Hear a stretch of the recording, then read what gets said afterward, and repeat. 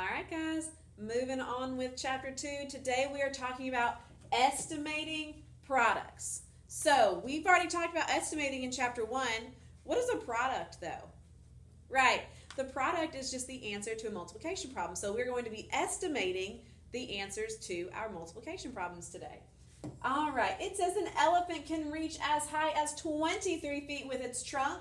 It uses its trunk to pick up objects that weigh up to 3 times as much as a 165-pound person.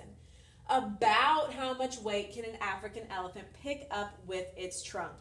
Okay, so we know that it says an elephant can reach as high as 23 feet with its trunk.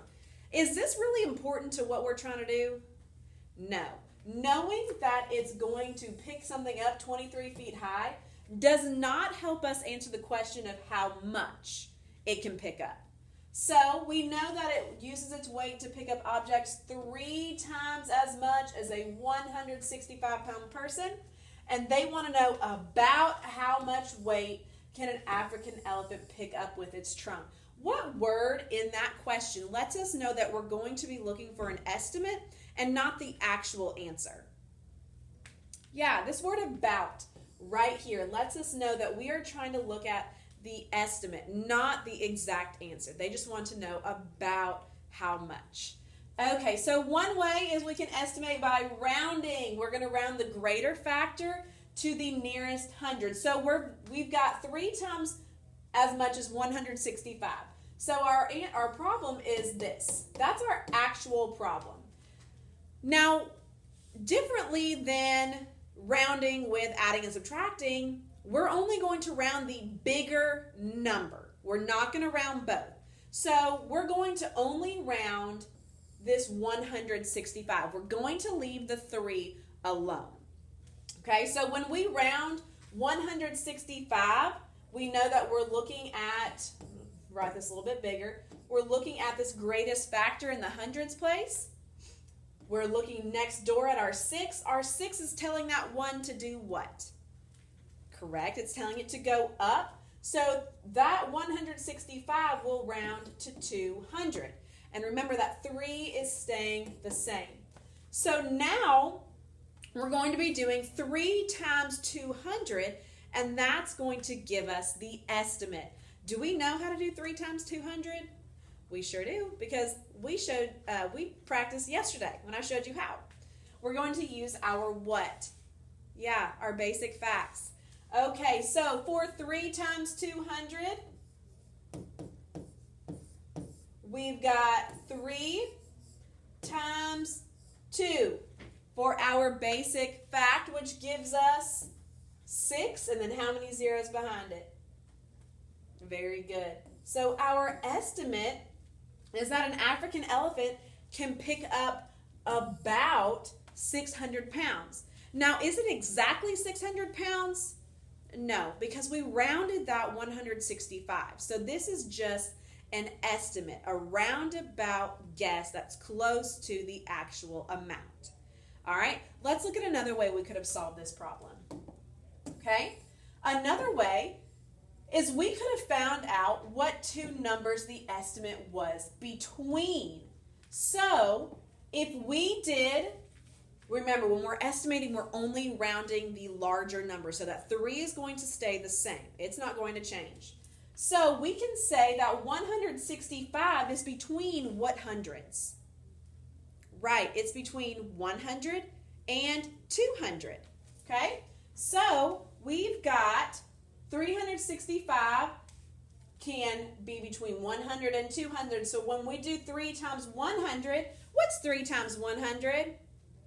Very good, it is 300. And then we've already done 3 times 200, right? We did that in the first way when we estimated. So 3 times 200 is, very good, it is 600. So when we look at it this way, we can say the African elephant can pick up between 300 and 600 pounds. And that gives us the low end of the estimate and the high end. All right.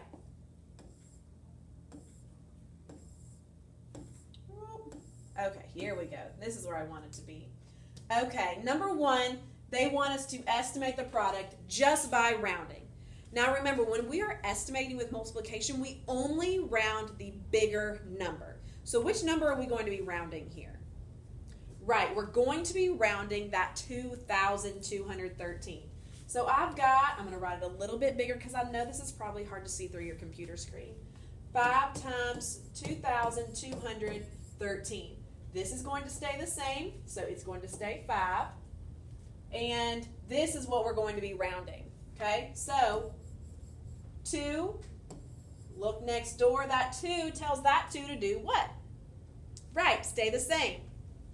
So it's going to stay at 2 and everything behind it changes to, correct, as 0. Wonderful. Okay, so to estimate, we've got 5 times 2,000. Now, do we remember how to do this? Of course we do, because our brains are so super smart. So what am I going to do first? Exactly. I'm going to find that basic fact that I can pull out to help me. So what basic fact do we see here? Well, when I look at it, I see 5 times 2.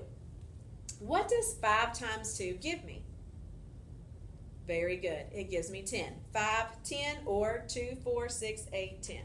Very good. So I'm going to write that 10 right over here. And then what's my next step? Exactly. I've got to count how many zeros there are outside of that basic fact and then write that many in my answer. So I've got 1, 2, 3 zeros, so I'm going to write 3 extra zeros behind that answer. Remember, just because there's 1 0 here already does not mean I can include that in my 3. It has to be 3 on top of what's already there. Okay, so I'm going to add my 3 zeros, and my estimate is going to be 10,000. Remember, estimates are not exact answers. They are just close. It tells us about how much. Okay. Another way to solve this problem is we can find the high end and the low end. So we're going to find what 2,000s is 2,213 between. What is going to be that low end here? Very good. It's going to be, on the low end, it's going to be close to 2,000. And on the high end, if we're going from 2,000, what's the next 1,000 that we're going to come to? If we're counting by thousands. Very good. 3,000, 1,000, 2,000, 3,000. Okay. So my high end would be 3,000. Does this 5 change? No. It's going to stay the same in this one and in the high end. Okay. 5 times 2,000. We've already solved that, haven't we? What did we get? Right, we got 10,000 because we did 5 times 2, which gave us, good, which gave us 10. And then we added those 3 extra zeros behind it for 10,000. So now we've got 5 times 3,000. What basic fact sticks out to you in 5 times 3,000? Good. 5 times 3. That's what I see too. So 5, I'm going to put my boxes around it so that I kind of focus on those and know that's what I'm looking at right now. 5 times 3 gives me what? Very good. 5, 10, 15. So I'm going to put my 15 here. And then what's my next step? Yes, very good. Then I'm going to add these zeros that I have in my problem to my answer. Now I've got 1, 2, 3 of them for an estimate of 15,000. So we know that we can estimate by rounding the larger number to the highest place value and multiplying, or we can estimate by finding the low end and the high end by taking that larger number and finding the highest place value, like thousands, the low thousands of it, and then the high end of it as well. Alrighty.